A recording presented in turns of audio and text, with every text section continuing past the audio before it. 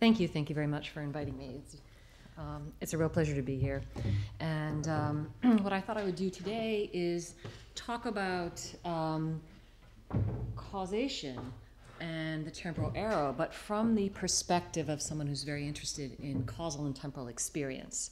So I'm going to try to mix some issues involving the philosophy of mind and cognitive science with fundamental metaphysics. Standard physics and the metaphysics which follows its lead does not give an account of how we experience C causing E, that is, of how we experience the way C makes E occur, or our experience of how C brings E about. Physics and many of the metaphysics that engages with the science also leaves out temporal experience. Okay, so for example, what it's like for us to experience temporal duration, our experience of time's passing, of things happening, of the sense of presentness or existing now, or of the inaccessibility of other times from whatever time we happen to be at. Moreover, time in particular is special. Right? Its specialness consists in the fact that, unlike with many other features of the world, including particular spatial locations, we can't separate ourselves from time when we contemplate it. Okay, so we're sort of necessarily embedded within time, even as we try to consider it as metaphysicians. It's partly because we can't separate ourselves from time that we need to address its ontology from the inside. That is, we need to look at temporal experience just as much as we need to look at the metaphysics of time from the outside. And because the science and a lot of the metaphysics that follows its lead doesn't focus on causal or temporal experience, then we can see that physics and this kind of metaphysics doesn't explain the nature of our experience of change, or our experience as of being able to control the future, and how that difference features in our experience of the world as causal agents. Now, I take time and causation to be metaphysically and physically interrelated. Okay? In fact, I also am inclined to think that that time is in some sense more fundamental, metaphysically speaking, than causal relations are. I also take causal experience and temporal experience to be fundamentally interrelated, although the relationship here may be a kind of fundamental cognitive interrelation. And that's because I think we experience the direction in particular of causation as intimately bound up with the direction of time. And we experience time's passing in tandem with events causing other events to change. So much so that many have thought that the passage of time could not be observed without observing qualitative change. So if we existed in a place that had no qualitative change, we might not be able to actually detect the passage of time, okay, even though qualitative change and pure passage are conceptually and metaphysically distinct, or so I would argue. And any experience as of a lawfully evolving universe, in other words, where we have sort of world stage after world stage after world stage evolving in a lawful, productive way, right, involves experiences as of the causal movement of things happening over time, with causal generation from earlier to later as events produce successive events. Okay, so what I want to do here is explore at least, the way that two main theories of the temporal direction, time's arrow, and their related views about the metaphysics of causation, I think, need to engage more with our temporal experience and causal experience to have a kind of complete picture of what we're arguing for when we're arguing for different theories of the temporal arrow and the causal arrow. I think we need to include an assessment of what we learn from our temporal and causal experience. Now, to argue for this, I need to do some methodological scene setting, because you can't really understand, I think, the relationship between experience and fundamental metaphysics without having a grasp on what the methodological perspective is that you're taking when you're trying to do this sort of metaphysics. Now, much of English-speaking philosophy, anyway, in the 20th century, including metaphysics, focused on conceptual analysis. That is, on attempting to analyze and explicate a range of philosophically interesting concepts. So the thought was that what we're trying to do is understand various kinds of concepts we might have about suitably universal and fundamental categories, right? So the concept of cause, for example, was analyzed, especially in the 20th century, variously as sufficiency under the laws of nature, as counterfactual dependence, and then as analyses of counterfactual dependence got developed, as more complicated analyses of counterfactual dependence. And then there were related ways of explicating their concept of causation that sort of joined elements of those particular views together, a number of different things. But all of the focus was on understanding what our concept of causation was. And the thought being that we needed to kind of explicate what that concept meant so that if we moved to some possible world, if we thought that there was causation in that world, that concept would apply there. What contemporary metaphysics is interested in nowadays, I think, is really quite different. While contemporary metaphysicians surely use concepts in the formation of their theories, and we still care to a certain extent about conceptual analysis, we're not officially, I think, just restricted to conceptual analysis anymore. And often, the work isn't even about concepts per se at all. Instead, a lot of the contemporary metaphysics is focused on giving an account of the nature and the existence of entities in the world directly. So for example, when we're talking about causation, the focus when we're doing causation is not on the concept of causation, explicating the concept of causation, but rather on giving a theory of what the causal relation is, or of what it might reduce to fundamentally. So such a theory might hold that causal relations are, or in other words, reduced to,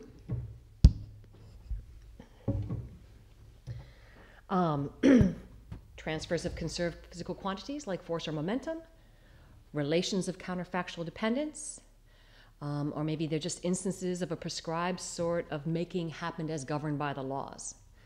So instead of analyzing a concept of causation as involving concepts of, let's say, counterfactual dependence, instead we say something like, well, we're going to tell you what the causal relation is. And here it is, it's a certain kind of defined or prescribed counterfactual dependence. So that's an important switch there from our concepts to the nature of the world, sort of full stop. Now, how are we supposed to be able to do this? Well, very roughly, the thought is that contemporary metaphysics starts with the manifest image, okay, the world as it appears to us, as the basis for an account of whatever part of reality we're interested in exploring. Okay? And then we take that manifest image, or the part of that manifest image that we're interested in, and we refine it based on what we know empirically about the world. Now, of course, we draw conclusions defeasibly, knowing that we might be making mistakes, but this kind of defeasible inference, I think, is a very natural and standard one to make, especially if we're doing it in light of our most sophisticated natural science.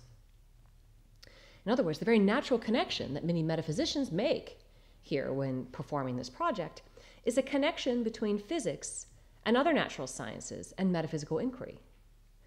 So in particular, if we're making claims about the fundamental nature of reality, metaphysicians realize, I think to a larger and larger extent, that we need to know about what our best physics is saying about fundamental physical reality. Okay, so I think so far this should be standard and shouldn't be surprising to anybody, although I think often these things are not said maybe as clearly as they need to be said. But what I want to sort of bring out today, and I'm going to use causation and time as a kind of case study, is I think there's a new direction that we need to go in when exploring the connections, the appropriate connections between empirical refinement and metaphysics, given that we want to refine our manifest image. For simply focusing on physics and related natural science as the empirical corrective to theories of fundamental reality leaves out something crucial. It leaves out what we know from the psychological sciences. Because remember, we're focusing on the manifest image. We're focusing on how we experience the world. Right? Physics informs and constrains metaphysical claims about fundamental reality. But cognitive science, on the other hand, informs and constrains metaphysical claims about our experience, and by extension, about how we draw our intuitions from experience, and which intuitions we should be relying on, and how we should be relying on them. If we're going to start with the manifest image, to be sure, we need to compare that to what we know about the unobservable structure of fundamental physical reality, and use what we know from physics and other natural sciences about the unobserved realm to refine or correct the account of causation, or time, or objects, or properties, etc. But we must also know how the features of the manifest image are cognitively generated. First, because this can teach us how to interpret and understand the features of our experience. And second, because it can teach us how to detect and understand features of our experience that are mere byproducts or spandrels of cognitive processing.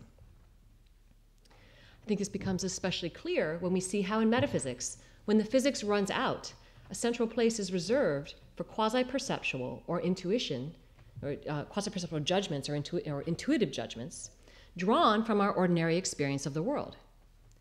Such intuitions play a central role when we claim that a metaphysical theory helps to provide an explanation of a certain kind of experience, or that experience gives us evidence in some sense for a view. So if we discover that certain features of our experience are mere cognitive byproducts or spandrels, this undercuts the evidential status of these features of our experience.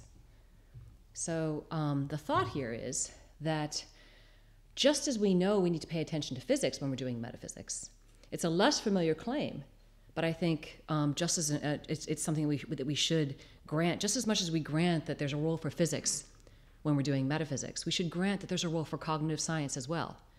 It's a little bit different how we understand that role, but I think it's equally important, even if it's a less familiar claim to take, position to take.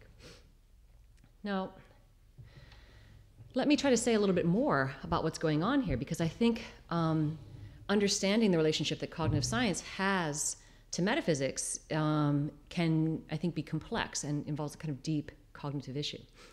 The suggestion is not that we simply look to psychology, find evidence that our experience of the world is psychologically constructed, and then simply dismiss metaphysical intuitions or a metaphysical theory of the world as the product of some sort of psychological or cognitive bias. I think that's too quick and way too cheap. The suggestion is not that, reasoning from the possibility that the manifest image is psychologically constructed, that we should just adopt a pragmatic stance towards the metaphysics. That's also far too quick. I think matters here are much more subtle. So what I'm going to talk a little bit about is how much of the character of our experiences, and in particular causal and temporal experiences, derives from the way that we process visual and other sensory information about the world. As a result, even if we are veridically perceiving when we experience causal and temporal features, our judgment of their character and intuitive importance may be affected by contingent features of our cognitive processing and representation. This means it's important for us to acknowledge some of the deep connections between our cognitive response to the world, as discovered and developed by empirical work in psychology and cognitive science, and our theorizing about the intrinsic nature of reality. And I should note and emphasize here that I'm adopting a resolutely sort of scientific realism here, and I'm not defending a kind of Kantian perspective,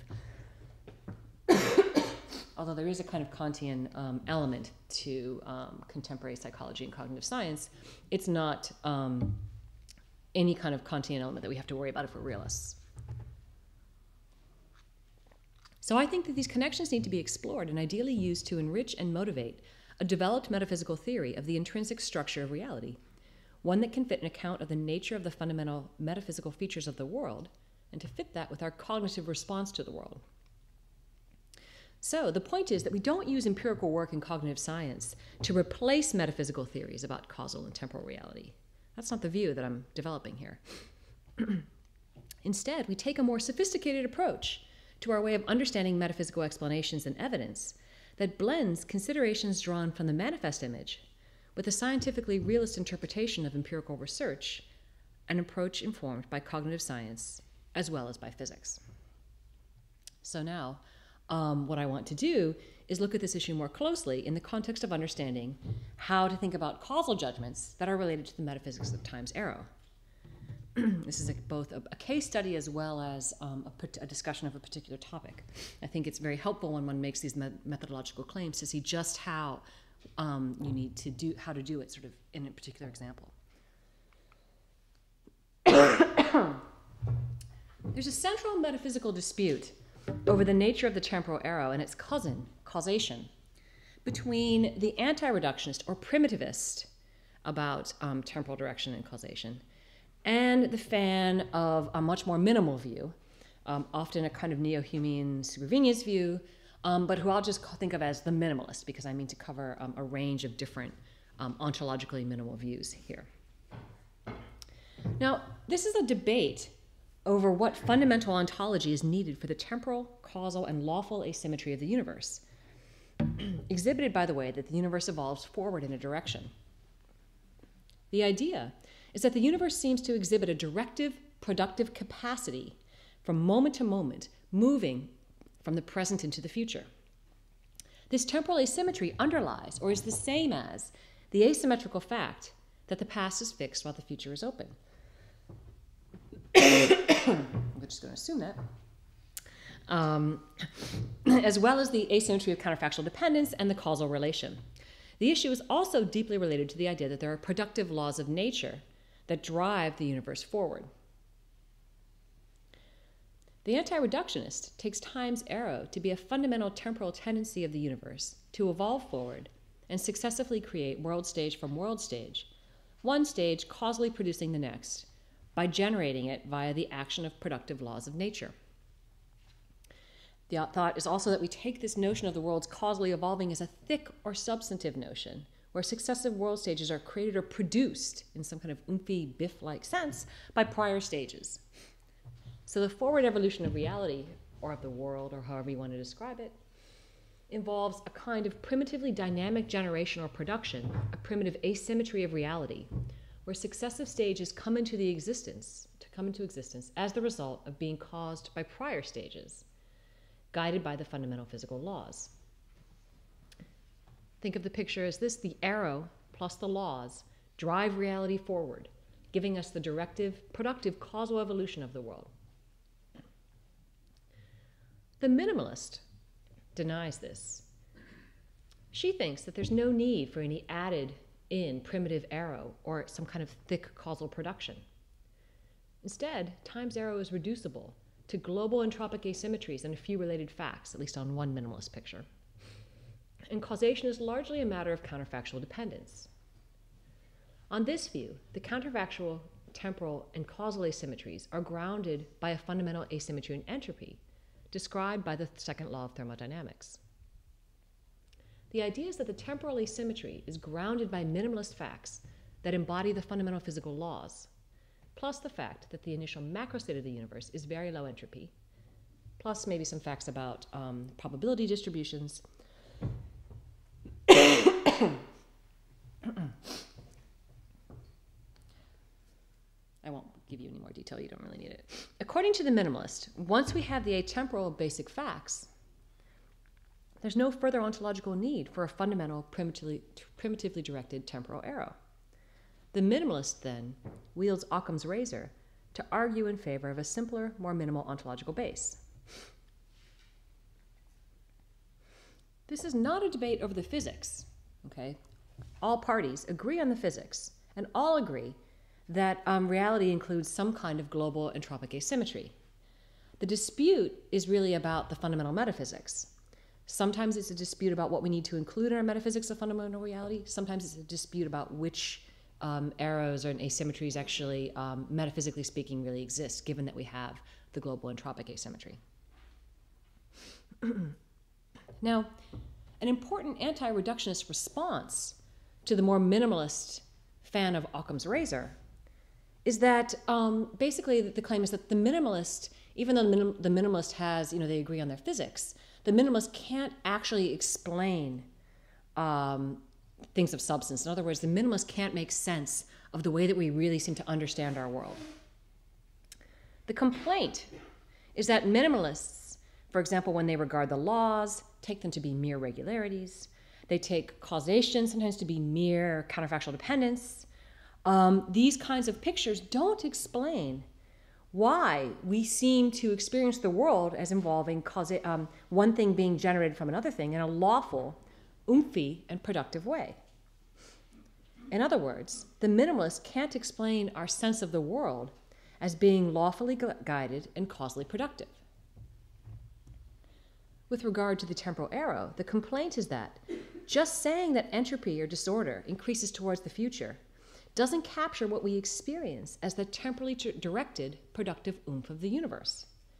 It just doesn't explain our experience of the world as directed happening. So the thought is that because there's no kind of intuitive connection between this austere metaphysical picture provided by the minimalist and our ordinary experience, or our way of understanding the world as a kind of generative, productive evolution, we can't understand the manifest image with the minimalist tools that we've been given. On the other hand, the anti-reductionist picture is thought to explain a central aspect of our basic picture of the world. Time seems to pass. The world seems to dynamically evolve forward, and things seem to change in just the way the anti-reductionist says they do.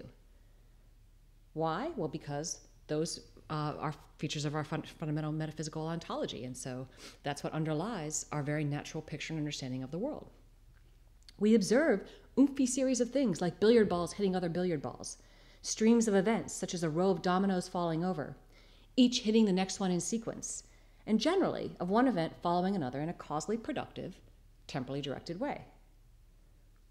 So it seems like, at least according to the anti-reductionist stance, that the minimalist lacks any adequate explanation, apart from a simple error theory and an adherence to Occam, for our basic experience of the world being how it is in the manifest image. So you can summarize the anti-reductionist argument this way. The thought is, look, we have experiences as of the causally productive, lawfully directed evolution of reality. The anti-reductionist thesis, and so I grant that we have these experiences, everyone grants that we have these experiences. The anti-reductionist says, look, causally productive, lawfully directed evolution is a primitive, fundamental feature of reality. This provides, says the anti-reductionist, the only substantive, non-ad hoc explanation of these experiences. A simple error theory is just utterly unconvincing. If the anti-reductionist is right, okay, if, in other words, he's able to produce really the only substantive explanation of these experiences, well, then it seems as though the anti-reductionist has produced the best explanation of these experiences. So obviously the only thing I changed was from only was to best, because if there's only one candidate, it's got to be the best candidate. All right. And then the thought is, using inference to the best explanation, that if the anti-reductionist is giving us the best explanation of the way that we experience the world as a causally productive, lawfully directed evolution, well then, using inference to the best explanation, we should endorse the anti-reductionist view. If the minimalist doesn't have any substantive explanation of our experience of the directed, causally productive nature of the universe, well, the anti-reductionist is right. He's given the best explanation, because it's the only explanation, of how we should understand reality. So the dialectic settles then in the following way. The minimalist has Occam and simplicity on her side. The anti-reductionist has explanatory power. The dispute becomes one in which we have to choose. We choose between a metaphysical theory with a minimal ontology and a correspondingly minimal explanatory stance, and a metaphysical theory with an inflated ontology and a correspondingly powerful explanatory stance.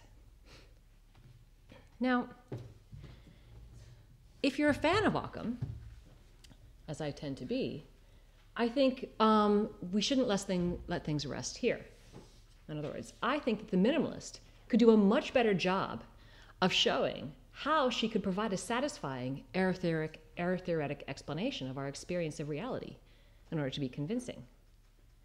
And the way to do this, I think, is to better understand the way our cognitive system might be constructing perceptions of things like lawful guidance, direction, and our sense of causal productivity.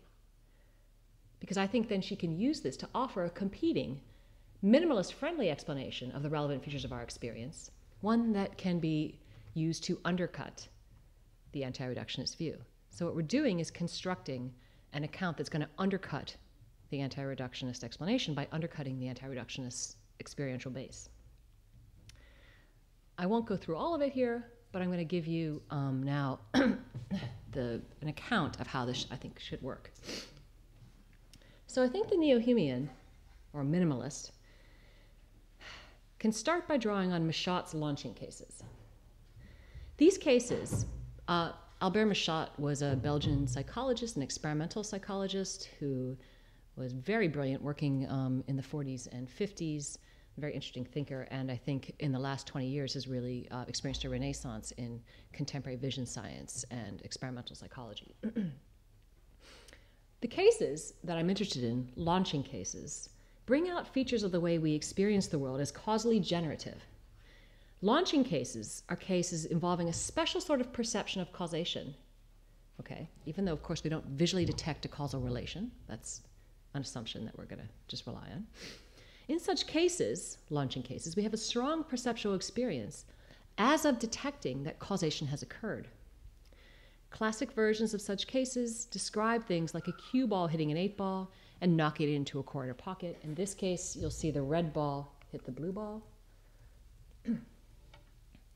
Now, what Michot discovered was that events arranged in the right spatiotemporal manner create a perception as of causation. The sense that one event, the red ball making contact with the blue ball, is causally launching another event. The blue ball is moving away. There are 4 features of Michot's intensely interesting discovery that are relevant for what I want to talk about here.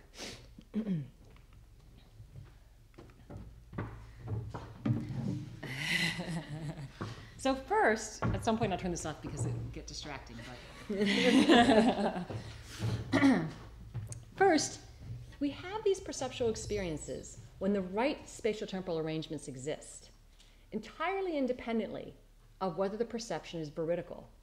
That is, in some cases with these features, there may be causation, but in some cases with these features, there may not. We'll have the causal impression all the same. Thus, the description of the experience as a causal perception is not necessarily a description of a veridical perception. Mere spatiotemporal juxtaposition is enough. The second important feature for our purposes is that these causal impressions are modular. That is, such perceptions are fast, automatic, and relatively immune to revision, even when we update our beliefs. And I want to say a little bit more about this in a related fact. In the Mueller-Lyer illusion, for example, the perceptual illusion is modular in the sense that even after, so you have the experience right away that the shorter line, the line below looks shorter and the line above looks longer, although they're the same length. Even after you measure the lines, if you could sit there on a piece of, and look at the illusion on a piece of paper and measure the lines and discover for yourself that they're of equal length, you'll still experience the illusion. So it's not like a sort of optical illusion, like when you're driving and you see water seeming to shimmer on the road in front of you, but then you get closer and that disappears. Now, recognizing a modular perceptual illusion can be especially difficult when illusory parts are embedded in an experience that also has non-illusory parts. In the Mueller-Lyer illusion, the illusory part of the experience is easy to pick out. Once you know the lines are the same length, it's your experience that the lower of the 2 lines seems to be shorter than the upper one that's illusory. But there's much about this manifest feature of this drawing that's not illusory. Non-illusory parts of your experience include the experience as of seeing 2 lines, 2 horizontal lines, seeing one line above the other, seeing lines with opposite facing arrowheads, and etc. None of that is an illusion. Okay? Michot's causal launching effect is similar in that it's modular, so you can know that you're not seeing causation, yet it'll still seem to you as though it's a normal, non-illusory part of ordinary causal experience. And in fact, these kinds of illusions happen all around us. The complication with the Michot case is that it's often correlated in the physical world with actual causation and embedded in non-illusory contexts. Okay, so it's modular in the sense that if you had an experimenter with 2 flashlights and you sort of were I guess I need 2 laser pointers. If you had 2 laser pointers and I had one dot here and held it steady and then moved another one along just the way that you saw the red ball and the blue ball move. You could have an experience as of launching if I then moved the second dot off. It would seem as though the first dot caused the second one to move, even though you know the first dot isn't causing the second one to move. I'm the one who's doing all the causing. You can see me. There's no curtain. You can see me doing what I'm doing. But you'll still have the launching effect. That's what modularity sort of brings out. Now, this fact actually gets exploited. There we go. This fact gets exploited in video games like this. Okay? In other words, this fact, the modularity of this effect, is what's exploited by virtual reality effects, video imaging. All kinds of computer effects basically are built out of understanding how we impose causal structure on juxtaposed images. Now, what makes the launching effect tricky is that unless you know that the illusion is there, you won't notice it as an illusion, unless, of course, you're Albert Michat or similarly brilliant experimental psychologist, right? And as I was trying to indicate before, it doesn't change just because you change your beliefs or your perceptual location. Okay, so it's not that you see a series of events and impose consciously a set of causal beliefs upon them. Rather, it's as though the world is simply giving you this information. If you're suitably open to the world, you have these perceptual experiences, and they don't even seem like illusions. They seem to be features embedded in the world itself. Features that our experience somehow grasps directly. This is important because there's an especially important feature, the third important feature about these launching cases, which involves a distinction that it's important to keep in mind that I see people often failing to keep in mind. And that is the distinction between veridical illusions and falsitical illusions. Now, if something is an illusion of X, that means your experience as of X is not due to X.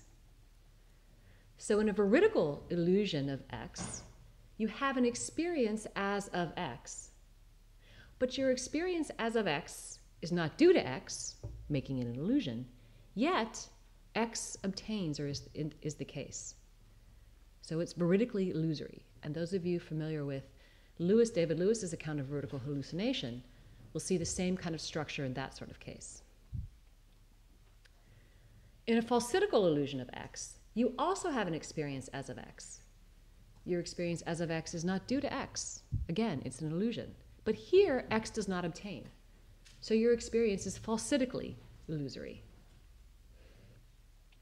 Because the causal launching effect is sometimes correlated with causation, a juxtaposition of events that generates the launching effect can make a token launching effect a veridical illusion.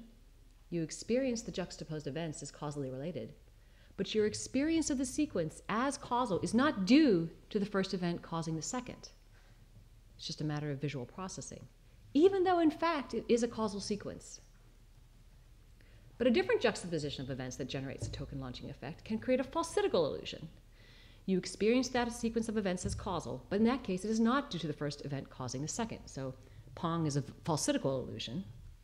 Okay? Everyone should see that it's a falsitical illusion as of the ball getting hit by the little rackets there. But of course, even though there is a deeper causal structure that's embedded, what you seem to see, the ball getting hit back and forth, that's a falsitical illusion. Right? Everyone to be clear about that. Now, that's just so you can, I'm going to get to this in a minute, but I don't want people to be distracted by the Pong, so I'm just moving to the next slide. The problem, I think, can come out when we see that there are illusions that mix veridicality with falsiticality. An illusion might be veridical in some respects, but falsitical in others. An illusion as if A is F might be veridically illusory with respect to A's existence, but falsitically illusory with respect to A's actually being F. For example, as I've noted, a launching experience might be veridically illusory in that it might be an experience as of C causing E, even though the experience is not due to C causing E, yet in fact, C does cause E. So in a billiard ball case, when you're seeing, or in a pool case, and you see the cue ball hit the 8 ball, you have an experience as of the cue ball causing the 8 ball to go into the corner pocket. Your experience of that sequence of events as causal is veridically illusory in the sense that it's an experience as of the cue ball causing the 8 ball to go in the corner pocket, but the experience that you're having, right, is caused in part by visual processing, even though it's really true that the cue ball causes the 8 ball to go into the corner pocket. That very same experience, and so here's the important part, right, might also, not only is it veridically illusory in the sense that you have this experience as of the cue ball hitting the 8 ball into the corner pocket, right, and the cue ball really does hit the 8 ball into the corner pocket, but you might experience it as doing so by transmitting a certain kind of productive oomph. But it might be that transmission, that experience as of transmitting a productive oomph is a falsitical illusion. So for example, let's just take a different case for a minute, a pretend case, even more pretend. Take a launching experience that's veridically illusory in that it's an experience as of C causing E, even though the experience that you're having is not due to C's actually causing E. It's due to something else. Yet in fact, C causes E.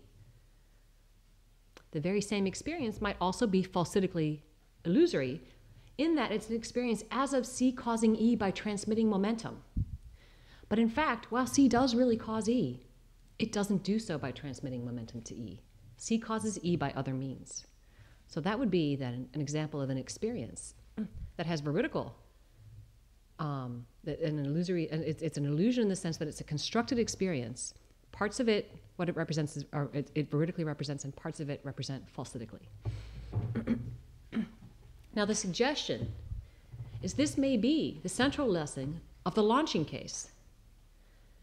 For here we have the experience as of causal productivity. You have the experience when you see the red ball hit the 8 ball as of causal productivity and launching, even when you believe or know that there's no causation involved in the relevant place. You know, you saw an image of a red ball and you saw an image of a blue ball. You did not see the red ball or the image of the red ball cause the image of the blue ball. You saw some motion on the screen. Does everybody understand what I'm saying there? So we impose, it's as though we're seeing the causation. Okay? Our sense of causal productiveness in the launching effect, in particular, is exposed then as being possibly a falsitical illusion. Now, I think the minimalists can then now use these types of results to argue that our experience of the world as being driven causally and temporally forward in a productive, oomphy way is then in general, right, naturally thought of as a merely constructed experience, one with veridical elements, but one also that might include falsitical elements. It's constructed in the sense that our visual processing of stimuli always involves constructing representations. But if this is right, then we can see how our experience can come apart from the features we should ascribe to the fundamental ontology of the external world. In particular, while we might grant that a causal and temporal direction obtain, the experience is as of features of productivity and oomphiness attached to our veridical experiences of these causal and temporal relations, the minimalist can argue, are merely falsitical illusions, byproducts of our causal processing, or our cognitive processing. Now, the last thing I want to mention about the importance of the Michaud launching cases is that these directly felt causal impressions of the launching variety are well understood to play an important role in the development of our understanding of causation from infancy. There's quite a bit of research about this. Developmental psychologists and cognitive scientists have done a lot of, I think, fascinating and important work on this point, showing how infants develop the ability to ascribe causation to the world and learn to manipulate causally by relying on modular perceptions involving launching to play a central role among other sorts of perceptions in developing our sense of the causal structure of the world as adults. So it's no surprise then if these kinds of causal launching effects play an important cognitive role in the way that we learn about and understand the world as a kind of causal entity. And they're, important in teaching us or giving us the mature ability to predict the way the world's going to unfold. There may be some innate abilities here as well. There's debate about that. It doesn't really matter for what I'm saying. The main thing to see is that there's no surprise then, if this is sort of embedded in our experience from early on and what we use to develop our understanding of the world, that the oomphiness or productive nature of causation seems natural, intuitive, and basic. Okay, now, I was mostly talking about causation, but I'd also like to talk about how we have this sense of being guided by the laws. And this, I think, is also very interesting. And there's some new work coming out of Josh Tenenbaum's lab where we talk about basically natural physical inferences we make. Okay, sort of physical, actually basically Newtonian intuitions that we have about the way the world works. This is sort of ordinary experience. And in this example of rock art, even though, we have the strong perceptual sense that the rock on the top is about to fall, okay? And you have the sense that, it's supposed to kind of, drop. But as a matter of fact, it very definitely is not going to fall. The rock is very stable. It's even withstanding rocks crashing into it. Now, as it turns out, in the US, apparently there's this slightly new agey trend of rock balancing. And this is a bit of rock balancing or sculpture. It's not even glued. It's just balanced there. And people will build these sculptures along the coast and have waves dramatically crashing against them and that sort of thing. But it could be glued. You'd still have the same kind of perceptual experience. So the point is that we experience what seems to be a feature of about to fallness to the rock, but that feature isn't there. Now, even knowing that, you're not going to eliminate or remove that experience you have of the rock as understanding that it has a potential trajectory of falling down. And the thought is, what Tenenbaum and Battaglia and Hamrick and others have discovered is that, look, what we've done as sort of inference machines is learn how the world sort of operates, or evolves in a law-like way.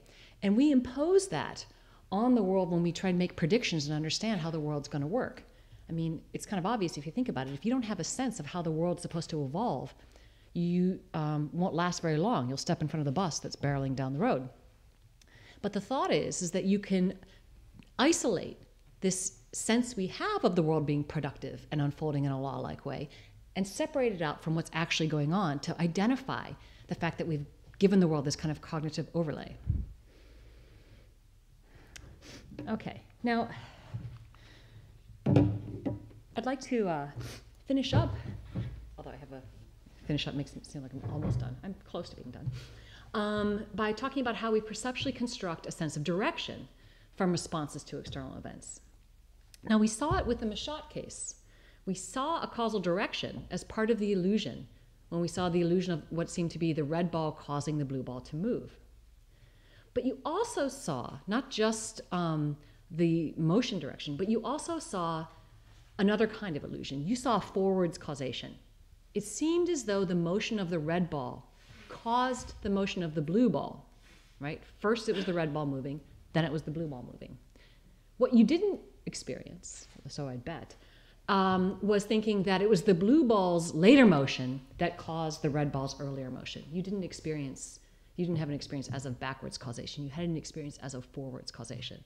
That, of course, comes apart from the temporal direction, at least potentially. Now, there are other kinds of motion illusions that we can have and that are very easy to generate. One familiar case is if you've ever been on a train or a plane and looked out the window, waiting for your train to depart, you might suddenly get the sense that your train is moving, maybe pulling backwards out of the station by seeing, the events outside the window. But then you might realize after a few more minutes, you get a few more perceptual cues that no, in fact, your train is not moving. There's a train next to you, and that train is moving forward. Okay. And what that arises from is the fact that, sort of phenomenologically, there's no difference between not moving and having something move this direction versus having something not moving and you moving back. Okay. So what's happening there? Well, what's happening is that, as it turns out, in the absence of kind of visual irregularities, your visual system prioritizes the background landscape as fixed. So unless we have additional information, when we have that kind of phenomenological identity, in other words, where we can't distinguish or indiscernibility, then the visual system will tell us that we're the ones that are moving. Very interestingly, that's how it works when we're driving, if anyone wants to talk about that. Turns out that driving, it just involves a lot of vertical illusion. It's very scary. Now being in a taxi is a whole new experience. Okay.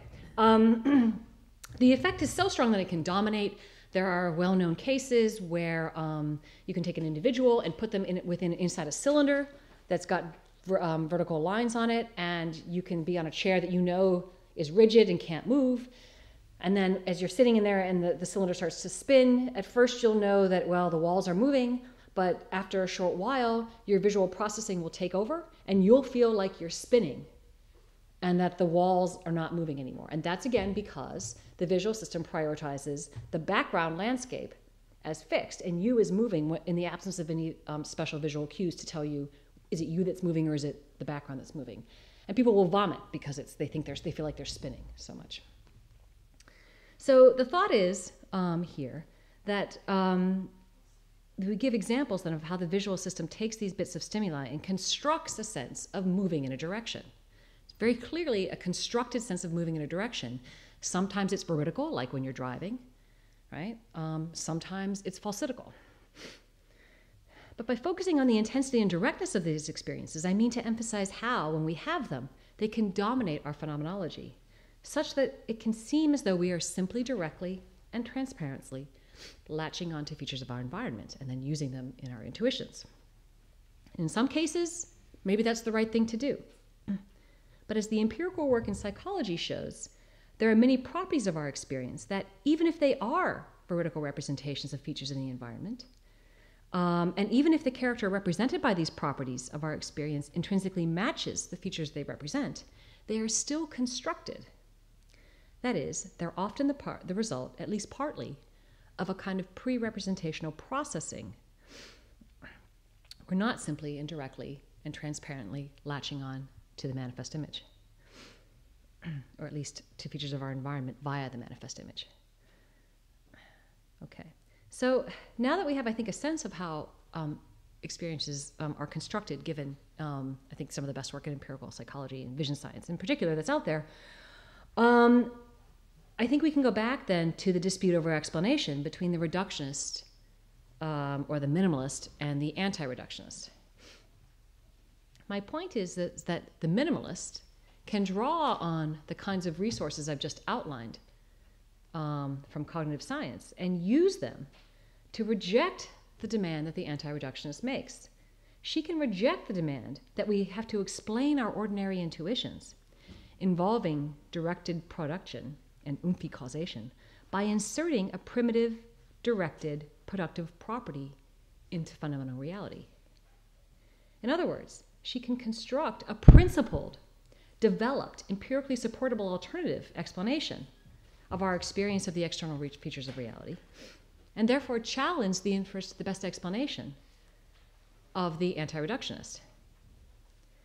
So to do so, the minimalist then just simply argues that we take our experience of a set of events related by counterfactual dependence that exhibits certain patterns, including patterns given by the direction of entropic increase, and we impose an extra sense of a directed, causally guided productivity upon it. We have a sense of directed causal productivity from spatio-temporal juxtaposition and launching. We get lawful guidance from Bayesian learning, that was the rock tipping case. And perhaps we can even construct the direction of passage from visually processing external entropic asymmetries. Just like we visually privilege a fixed background to determine our direction of motion, we may privilege entropic increase to determine our direction of temporal passage. For example, take a series of 3 states with entropy values 1, 2, and 3, where the state with entropy 1, just n or whatever, but I'm just remembering, is temporally in between the states with, the state with entropy 2 is in between the states with entropy 1 and entropy 3. On this kind of picture, when the brain processes a batch of stimuli from these states, it takes a comparatively higher entropy state to define the default direction, and so represents a temporal direction by tracking changes of entropy in a direction of entropy increase. Imagine having a series of colors So you could have 3 colored slides where an orange slide is in between a red slide on the left and a yellow slide on the right. Is the series of slides getting lighter or is it getting darker? Which direction do we go in? It depends what's taken as the default. Is a comparatively longer wavelength of light reflectance the default, or is a comparatively shorter one taken as the default? If the default is that a longer wavelength is what the visual system prioritizes, the series would be ordered visually in the getting darker direction. If the default were that it was shorter, the series would be taken to be ordered in the getting lighter direction. So the idea here is when the visual system may, or the cognitive system may just have a certain kind of default built into it. That's the way a lot of our representation works. And that might be the source of the temporal asymmetry that we experience. Okay, so I just want to finish up here. What time did we start? Did we start at 10:30? Oh, okay. No, really? Did we start at 10:30? Yes. I don't think so. Okay. About 10. Okay. Well, let me finish up. About 10 minutes late, I think. So on this story, right, the idea is that we might accept that while the temporal direction, which reduces to a direction, say, of entropy, is ontologically more fundamental than the causal direction, we might also say that our causal experience is in certain ways, important ways, epistemically more fundamental than our temporal experience, at least with regard to our sense of directed productivity and making things happen. So the thought is, we rely on experience of launching cases and other kinds of causal direction and causal productivity to then give us a sense of temporal direction, even while the metaphysics, the fundamental metaphysics, might be inverted. And the idea then is to go back to the dispute between the anti-reductionist and the minimalist and argue that the minimalist has now given us a developed explanation that relies only on a minimal ontology, but can provide an alternative explanation for our experience, and thus undercut the IBE that the anti-reductionist was attempting to do. Finished. Thank you. Thank you very much.